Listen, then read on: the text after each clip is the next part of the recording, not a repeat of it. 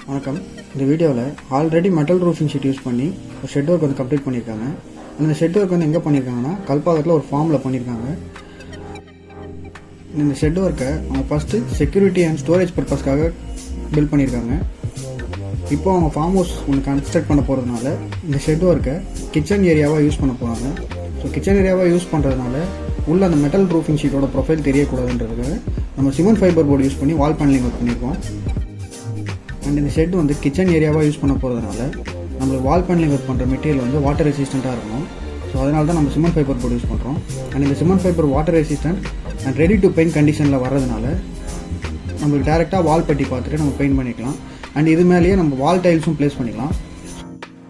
Already install பண்ணியிருக்க metal roofing ஷீட்டில் நம்ம இன்டீரியரில் சிமெண்ட் ஃபைபர் போர்டு யூஸ் பண்ணி வால் பேனலிங் ஒர்க் பண்ணும்போது electrical point and plumbing point எல்லாமே கன்சீல்டாக ஆகிறதுனால உங்களுக்கு நீட் ஃபினிஷ் வந்து கிடைக்கும். இந்த மெட்டல் ரூஃபிங் ஷீட்டில் நார்மலாகவே நம்மளுக்கு ஹீட் அதிகமாக இருக்கும்.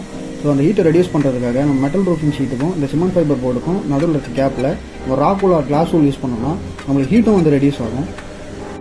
இந்த சிமெண்ட் ஃபைபர் போர்டு யூஸ் பண்ணி நம்ம வால் பேனலிங் ஒர்க் பண்ணும்போது எக்ஸ்டீரியர்லேருந்து பார்க்குறது தான் நம்மளுக்கு மெட்டல் ரூஃபிங் ஷீட்டாக தெரியும். இன்டீரியரில் நம்ம நார்மல் பிரிக் வால் யூஸ் பண்ணி பெயிண்டிங் கம்ப்ளீட் பண்ணதுக்கப்புறம் என்ன ஃபினிஷிங் கிடைக்குமோ அந்த மாதிரியான ஃபினிஷிங் தான் நம்மளுக்கு கிடைக்கும்.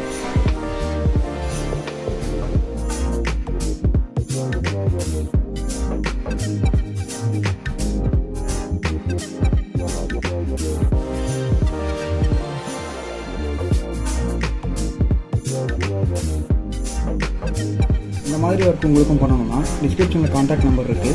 அண்ட் இன்ஸ்டாகிராம் ஆர் ஃபேஸ்புக்கில் நீங்கள் எங்களை கான்டாக்ட் பண்ணலாம்.